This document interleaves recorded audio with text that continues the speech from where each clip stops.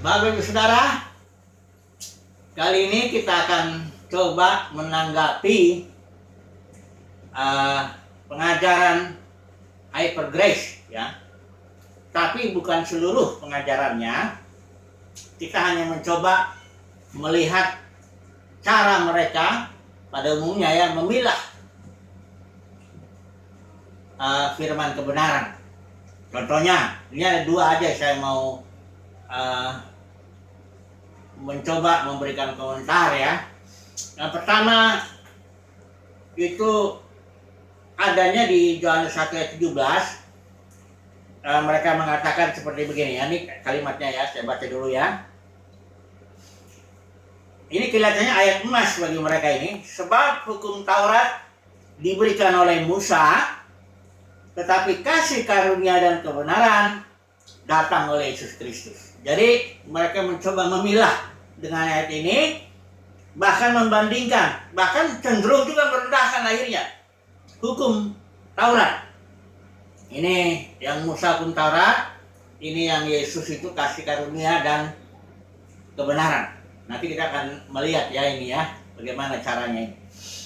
Kemudian mereka juga akhirnya lebih jauh lagi memilah antara firman yang diucapkan Yesus sebelum kebangkitannya ya dengan yang sesudahnya. Ya, mereka mengatakan pada umumnya ya, walaupun mungkin banyak variasi ya daripada para pengajar Hyper Grace ini. Mereka bilang begini, jadi ucapan Yesus yang sebelum dia bangkit itu tidak berlaku bagi orang percaya yang setelah kebangkitan Yesus tentunya ya. Karena setelah lihat Yesus bangkit, orang percaya lahir baru. Nah jadi contohnya lah misalnya pikul salib tidak berlaku lagi untuk orang-orang percaya setelah kebangkitan Yesus. Jadi perkataan Yesus yang sebelum kebangkitan itu termasuk kepada perjanjian lama, kira-kira gitu, yang lama lah ya. Yang ini yang baru kan. Ini setelah saya renung-renung, itu adalah cara mereka memilah firman kebenaran. Memang Alkitab menganjurkan kita untuk memilah firman kebenaran. Ya kalau istilahnya itu analisis itu memilah ya. Nah Alkitab ini juga berbicara soal memilah. Walaupun cuma ada satu kali muncul dia di dalam perjanjian baru. Nah itu ayatnya di 2 Timotius 2 ayat 15. Ini saya mau coba baca nih, karena terjemahan kita kurang pas ya. Kalau kita lihat ini terjemahan lain ya, 2 Timotius 2 ayat 15 ini ya. Saudara kita lihat ini 2 Timotius 2 ayat 15. Dia terjemahkannya begini. Karena di sana ada istilah Yunani ortotomeo yang harus diterjemahkan memilah dengan tepat, analisisnya dengan tepat, kayak gitu ya. Coba dulu di sini kan. 2 Timotius 2 ayat 15 inilah ya. Dia bilang begini, usahakanlah supaya engkau layak di hadapan Allah sebagai seorang pekerja yang tidak usah malu. Di sini dia bilang dia menerjemahkan ortotomeo dengan bilang ini, yang berterus terang memberitakan perkataan kebenaran itu. Ini nggak jelas kelihatan pemilahan. Coba dulu kita lihat terjemahan ILT. Ya, ini mulai dekat tapi juga belum tepat ya. 2 Timotius 2 ayat 15. Demikian yang terjemahan ini ILT, Indonesia Literal Translation. Begini dia bilang, berusahalah untuk mempersiapkan dirimu sendiri layak bagi Elohim selaku pekerja yang tidak merasa malu, karena ini dia terjemahan ortotomeo-nya, dengan tepat membagi-bagikan katanya firman kebenaran. Ini harusnya kannya dihapus kalau mau tepat ya terjemahan ortotomeo, karena gini, dengan tepat membagi-bagi ya, analisis firman kebenaran. Tapi dengan ditambahkannya kan udah jadi hilang pemahaman analisisnya. Mari kita lihat dulu sudikata ya, ototomeo. Saya sebenarnya udah pernah bikin video satu, tapi coba dulu kita lihat ini. Ini ada sudikata Vincent ya, ini bagus juga ini. Dia bilang begini, ototomeo itu artinya rightly dividing, analysis, memilah dengan tepat ya. Ini arti daripada ototomeo. Kalau arti letterleknya, dia sebenarnya ototomeo itu cut straight, potong lurus. Nah, maksudnya bukan potong lurus, potong dengan tepat. Potong artinya pilah dengan benar firman kebenaran itu. Kalau nggak dipilah, dia bisa kacau nanti. Perjanjian lama dicampur aduk dengan perjanjian baru kalau nggak dipilah ya. Maka harus tepat. Jangan asal kita lihat sebagai contoh pilahnya dari hukum Musa dibandingkan dengan kasih karunia dari Yesus ya. Udah gitu firman yang untuk sebelum Yesus bangkit dibedakan dengan yang sesudahnya gitu. Yang sesudahnya ini yang berlaku untuk orang percaya. Ini pemilahannya saya akan memberikan pandangan lah ya. Karena saya lihat kalau salah memilah, nggak tepat, maka penafsirannya pun jadi beda. Dia jadi beda dia hasil penafsirannya. Karena penyakitnya itu di pemilahannya ini yang nggak pas. Kadang-kadang saya suka dengar juga ya khotbah Joseph Prince ya, beberapa tulisan-tulisan. Saya agak bingung juga dengan penafsirannya loh. Kok beda ya? Saya cari-cari di mana dia. Rupanya menurut saya di pemilahannya ini. Inilah perbedaannya. Seolah kayaknya Alkitab kita jadi beda. Saya dengar khotbah itu kok begitu ya. Rupanya di sini. Nah ini yang mau saya coba memberi pandangan lah ya. Pemilahan ini harus pas ya. Jadi harus dengan tepat dipilah. Nah mari saya mau tanggapi dulu yang pemilahan yang ini dulu lah ya. Yang Yohanes Pembaptis ini ya. Menurut beberapa pengajar Hyper Grace itu, perkataan Yesus sebelum kebangkitan, ini dia memilahnya di sini. Di soal kebangkitan Yesus dipilahnya itu. Yang sebelum ini nggak berlaku untuk orang percaya yang setelah kebangkitan Yesus ini. Dia beri contoh, ada banyak hal lah ya, termasuk ya perpuluhan bagus lah, tapi yang ini pikul salib gitu ya, nggak ada lagi berlaku di sini karena semuanya sudah ditanggung oleh Yesus. Ya, it is finished, tetelestai istilahnya, completely complete, perfectly perfect. Jadi tidak perlu lagi pikul salib di sini. Nah, mari kita melihat dulu ya. Ini komentar saya. Mari kita lihat Lukas 16 ayat 16 ya. Ini Lukas 16 ayat 16 saya baca nih terjemahan LAI aja ya. Begini bunyinya. Hukum Taurat dan kitab para nabi berlaku sampai kepada zaman Yohanes. Lihat ini pemilahannya ini, kelihatan ya. Dan sejak waktu itu, ya, sejak zaman Yohanes selesai, ya, kerajaan Allah diberitakan dan setiap orang menggadainya berebut memasukinya. Siapa yang memberikan kerajaan Allah? Itu Yesus. Jadi artinya begini, kitab hukum Taurat dan para nabi itu berhenti di zaman Yohanes. Bukan berarti ini nggak berlaku, enggak. Nanti kita lihat dulu. Tapi pemilahannya ini yang saya sedang bicara ini, dia berhenti dipilah di zaman Yohanes. Stop.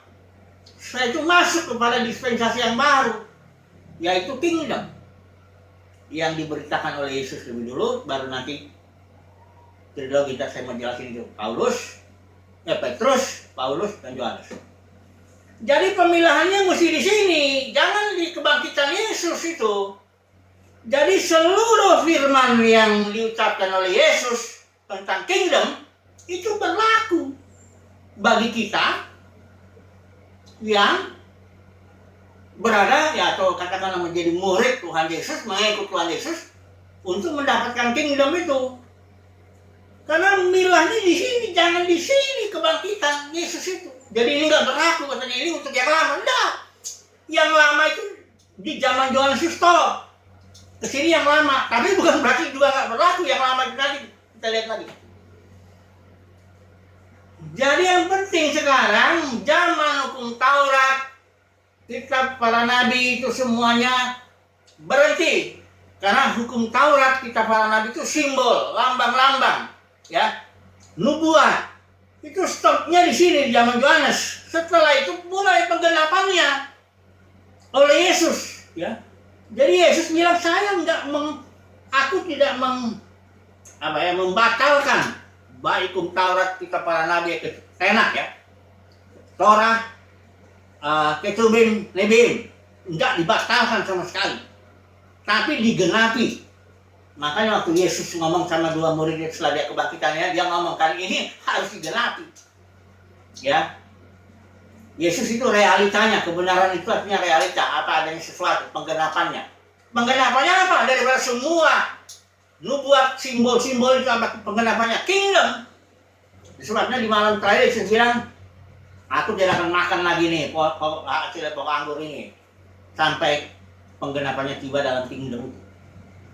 Ya, jadi sekali lagi, yang ini bukan tidak berlaku yang lama ini untuk yang ini. Dia hanya bentuknya, dia itu hanya simbol, pelambang, nubuat. Ya. Nah, mari sekarang kita masuk lagi, ya. Jadi yang pertama sudah jelas ya, pemilahan jangan di dalam kebangkitan Yesus, bukan di situ pemilahan itu meleset ya. Pemilahannya sesuai Alkitab bilang ini, bahwa hukum Taurat, kitab para nabi berhenti. Selesai mereka bernubuat, selesai mereka menjadi simbol, selesai mereka menjadi tanda. Di mana selesainya? Di zaman Yohanes. Jadi Yohanes itu penutup, sekaligus dia itu memberi jalan kepada yang baru, yaitu Yesus. Udah jelas ya, pemisahannya jangan di sini. Ini jadi kacau, masa ucapan Yesus soal pikul salib lah, soal nanti penyangkalan diri macam-macam nggak berlaku. Waduh. Jadi apa artinya ikut Yesus ini? Ya, makanya Hypergrace bilang tinggal percaya aja. Bukan tinggal percaya aja, harus percaya dan taat. Kalau percaya itu baru separuh, harus ada taat ya. Kayak begini, prinsip salib. Ini suruh cari ya, mana ada ayat yang suruh mikul salib? Ya, nggak ada satu ayat yang harus pikul salib begitu, tapi prinsipnya ada. Karena pikul salib itu artinya penyangkalan diri. Di Taman Getsemani itu Yesus bilang janganlah kehendakku Bapa, tapi kehendakmu yang jadi. Ketika Yesus menyangkal kehendaknya, akibatnya dia pikul salib. Ya, begitu juga kita di sini. Ya, kita nggak disuruh bikin salib kayak Yesus memang.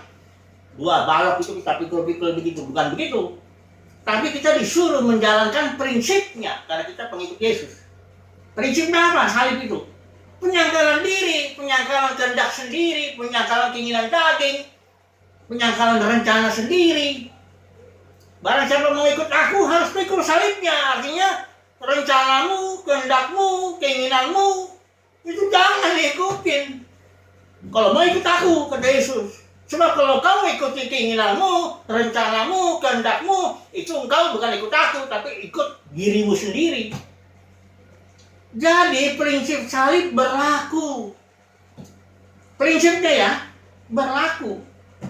Bagi orang percaya. Ada juga orang ngotot yang bilang gini, mana di atas ayatnya? Satu ayat aja yang mengatakan jangan perpuluhan dibatalkan dalam perjanjian baru. Ya memang nggak ada ayatnya yang begitu, tapi prinsipnya ada. Karena pun perpuluhan bagian dari yang lama yang sudah digenapi di sini. Baik dua sulung juga itu ya. Jadi memang kalau kita kayak gini aja, mana ada ayat di perjanjian baru nggak boleh ngerokok? Kan nggak ada ayatnya. Tapi prinsipnya ada, prinsip menjaga tubuh. Karena tubuh kita ini baik roh, harus dipelihara. Bukan hanya jangan merokok, jangan makan kebanyakan juga. Jangan rakus istilahnya, jadi perutnya gendut, udah karu-karuan, rusak, jadi banyak kolesterol lah, asam urat lah. Jadi prinsip, ya, jangan hanya letterlek ayat. Atau gini saya kata, ada Ada nggak ayat dari sini yang nggak boleh punya istri dua? Nggak ada. Saudara cari di sini di perjanjian baru, nggak ada. Hanya ada satu ayat menyinggung itu kalau jadi penatua harus suami satu istri. Ya itu kan penatua. Kalau enggak gimana? Boleh dong. Ini kan jadi bodoh. Ini kan jadi bodoh kalau begini. Jadi prinsip yang harus kita pelajari ya. Prinsip law itu hal-hal yang utama, yang penting ya. Itu yang harus dilihat. Jadi sekali lagi, pemilahan haruslah di zaman Yohanes itu. Itulah orthotomeo, rightly dividing the word of the truth. Dengan tepat memilah, menganalisis firman kebenaran. Jadi yang lama itu di zaman Yohanes, stop. Hukum Taurat, kita para nabi, ketubim itu, tulisan-tulisan, semuanya selesai. Selesai dalam arti ingat ya, bukan nggak berlaku dalam arti ini selesai, nubuatnya selesai. Perlambangnya selesai. Karena realitanya sudah dalam kingdom, dalam Yesus itu nanti. Oke, ini yang pertama ya, komentar saya. Mudah-mudahan jadi pertimbangan lah ya. Tapi kalau nggak dipertimbangkan pun nggak apa-apa. Karena tugas saya kok cuma mau menyampaikan aja. Kalau yang mau mendengar puji Tuhan. Kalau mau yang nggak apa-apa. Tapi saya melihat, saya harus memberi komentar. Karena penafsirannya jadi kacau. Jadi semuanya mau enak-enak aja gitu. Nggak ada yang seolah nggak ada harga. Yesus berkali-kali bilang hitung dulu kalau mau ikut aku. Lo bikin menara kan hitung dulu. Nanti jangan tengah jalan putus. Ya kan gitu. Nah, oke. Yang pertama. Yang kedua saya mau komentari mengenai yang para pengajar hypergrace ini senang ini ayat emasnya ini ya. Membandingkan hukum Taurat diberikan oleh Musa, kasih karunia dan kebenaran datang oleh Yesus. Saya melihat ayat ini dibanding-bandingkan sedemikian sehingga akhirnya seolah-olah hukum Taurat itu jadi lebih remeh. Saya melihat di ayat ini, konteksnya kalau lihat. Rasul Yohanes tidak sedang merendahkan hukum Taurat. Dia sedang bicara tentang Yesus. Dari ayat pertama itu tentang Logos. Dia sedang bicara itu, Logos menjadi manusia, ayat 14. Dan ketika dia bilang hukum Taurat itu datang oleh Musa, kasih karunia oleh Yesus, dia nggak sedang meremehkan atau merendahkan hukum Taurat. Enggak. Dia sedang mengutamakan berbicara soal Logos, soal Yesus. Bahwa melalui Yesus lah datang realita penggenapannya itu, kebenaran ya. Jadi jangan jadi akhirnya hukum Taurat dibandingkan dengan kasih karunia. Nah ini nggak adil. Karena begini, hukum Taurat itu harus dilihat konteksnya. Apa konteksnya hukum Taurat? Perjanjian. Saudara lihat ketika Tuhan Yesus ketika Yahweh datang kepada Israel itu di Mesir. Apa dia langsung kasih hukum Taurat? Enggak. Dia mau mengadakan perjanjian. Dia bikin dulu banyak mujizat di Mesir. 10 mujizat itu dahsyat. Itulah kasih karunia Tuhan itu kepada bangsa Israel dalam konteks perjanjian ya. Coba kita bandingkan ini. Perjanjian lama dengan perjanjian baru. Nanti kita akan bandingkan. Hukum Taurat dengan hukum Roh ya. Baru kasih karunia dalam perjanjian lama dengan kasih karunia dalam perjanjian baru. Kita lihat nanti. Kalau mau banding-bandingin, jangan hukum dibandingkan dengan kasih karunia, ini nggak cocok nih. Hukum harus dibandingkan dengan hukum. Hukum Taurat itu ada nomor 13 itu kalau Rabi Bilang Jahud itu bikin. Oke lah, ini hukum Roh ini jangan surat ini nggak ada legalistiknya. Ada. Kalau dalam hukum Taurat katanya tambah gigi kasih tambah gigi ganti gigi ya, mata ganti mata. Ini justru lebih ngeri. Tamparan kiri kasih yang kanan. Ya. Kalau di sini berzina itu bersetubuh dengan perempuan. Kalau di sini enggak. Hukum Roh ngelihat aja dengan hawa nafsu, mudah berzina. Jadi kalau soal hukumnya lebih ngeri yang ini. Tapi soal kasih karunia itu juga banyak nih kasih karunia dalam perjanjian lama itu banyak sekali. Perhatikan bagaimana lihat kalimatnya Keluaran 19:20 itu ya, hukum Taurat itu, perjanjian itu ya. Ketika di Gunung Sinai, pembukaannya lihat perhatikan. Akulah Tuhan Allahmu yang membebaskan engkau dari perbudakan di Mesir. Itu kasih karunia Tuhan terungkap ketika dia memimpin umatnya keluar dari Mesir, dari rumah perbudakan. Kasih karunia-Nya berupa mujizat-mujizat yang luar biasa. Musa pukul, belum ini yang di Mesir aja 10 itu luar biasa. Belum lagi yang di ini padang gurun, ketok batu keluar air. Orang Israel 40 tahun kasih makan roti, ya. Udah gitu nggak kena panas, ya. Ada tiang awan, ada tiang apinya malamnya. Kasih karunia-Nya luar biasa, ya. Kalau dipikir-pikir mujizat yang dibikin Musa dengan yang dibikin Yesus, ya itu lebih hebat, ya. Kan Yesus bangkitkan orang mati, ya. Musa nggak pernah dia. Tapi jangan dipikir ini kasih karunia itu dalam perjanjian lama sedikit. Luar biasa kasih karunia Tuhan itu untuk umat Israel, ya. Kasih karunia inilah yang sebenarnya Tuhan berharap ada iman, orang Israel menjadi percaya. Karena dalam setiap zaman, dalam setiap dispensasi Tuhan ingin iman. Zaman Abraham iman, hukum Taurat pun iman. Kenapa orang Farisi itu jadi ditempelak oleh Yesus? Karena dia hanya menekankan aspek legalistiknya, dia tidak mengutamakan aspek relationship-nya, yaitu iman. Relationship-nya itu penting, iman, karena kasih karunia Tuhan itu banyak, beriman, percaya, ya. Barulah mengungkapkan iman itu kalau zaman perjanjian lama dengan menjalani hukum Taurat. Legalnya ada, ini juga ada perjanjian baru, kasih karunia Tuhan Yesus, iman, tapi mengungkapkannya dengan mengikuti hukum Roh. Masing-masing nggak usah dibandingkan perjanjian lama dengan perjanjian. Itu suatu tahapan pekerjaan Tuhan. Karena Israel gagal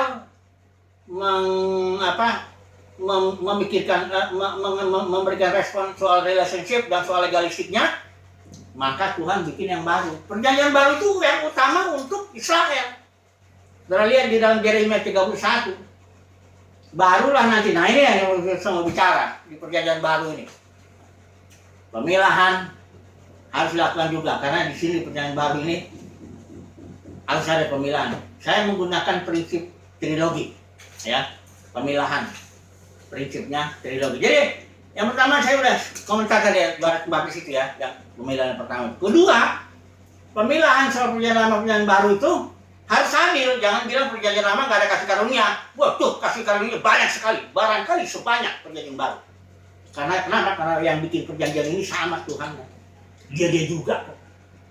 Jadi dia berikan kasih karunia dalam perjanjian lama itu dahsyat sekali bagi dia dalam perjanjian baru. Ya, hanya dalam perjanjian baru realitanya. Ini perjanjian lama simbolnya, nubuatnya, tanda-tandanya, di sini realitanya. Itu saja. Kalau menurut saya kasih karunia itu hampir sama. Boleh dibilang sama lah. Karena toh Tuhan juga yang buat itu sama. Ya, jadi konyol kalau membanding-bandingkan hukum Taurat dengan kasih karunia di sini. Enggak, udah seimbang nih. Kalau mau kasih karunia dengan kasih karunia, ya, hukum Taurat, hukum Roh. Nah, kan begitu dong. Ya, jangan begini ke sini. Ada lucu itu. Ya, jadi dalam perjanjian baru pun itu harus dipilah lagi, ya. Karena perjanjian baru itu terutama untuk Israel. Tuhan Yesus nggak diutus untuk bangsa-bangsa lain, dia diutus untuk Israel, bikin perjanjian dengan Israel, ya. Itulah dia perjanjian baru yang diterima oleh komunitas Petrus. Nah, jadi dalam perjanjian baru harus dipilah lagi firman Tuhan. Saya pakai prinsip trilogi. Ini ada diktat ini saya bikin tentang trilogi. Ini kalau di ruang kuliah nih 1 semester ini. Tapi di sini saya mau coba dalam beberapa menit, ya. Jadi kalau perjanjian baru, buku-buku teologi perjanjian baru itu ada 3 yang saya tahu dan sudah diterjemahkan aja lah. Donald Guthrie. Ini dia memilah bicara perjanjian baru sebagai satu bangunan, dia per tema. Manusia, Allah, gereja, macam-macam. Jadi tematis lah kira-kira begitu, ya. Kalau Leon Morris dengan George Eldon Ladd, dia mulai memilah. Ada tulisan Paulus, ada Injil Sinoptik, ya, ada tulisan secara umum. Tapi enggak juga pakai prinsip trilogi. Nah, ini saya mau bicara prinsip trilogi ini, ya. Cepat saja. Bahwa trilogi itu definisinya 3 permainan, ya. Dimainkan, dibaca secara berturut-turut, namun masing-masingnya telah sempurna dan mempunyai pokok bersama. Jadi kalau saudara mau bisa ini nanti saya kirim tapi lewat email ya. Jadi perjanjian baru,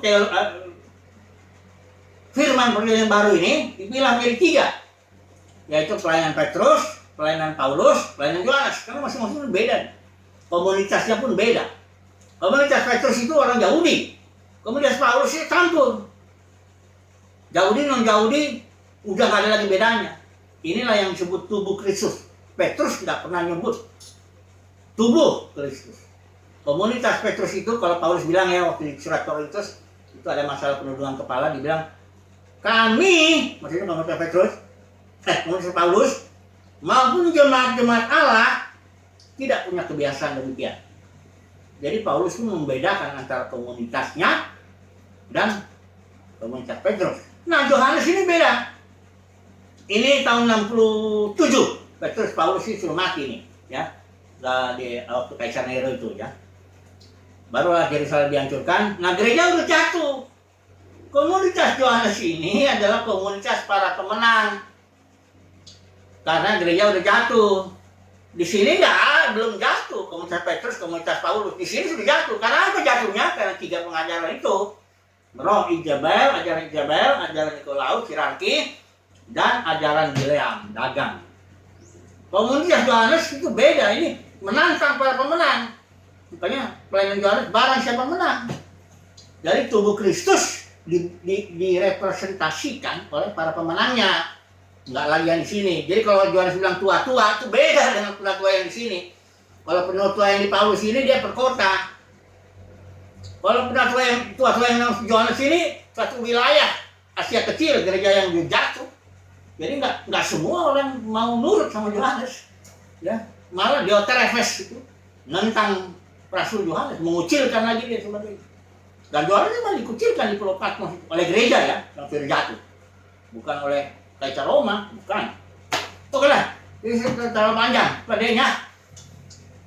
Perjanjian baru mesti dipilah 3, pelayanan Petrus, yang saya sebut tadi, pelayanan Paulus, dan pelayanan Yohanes. Jadi saudara, kesimpulannya harus orthotomeo, rightly dividing the word of the truth.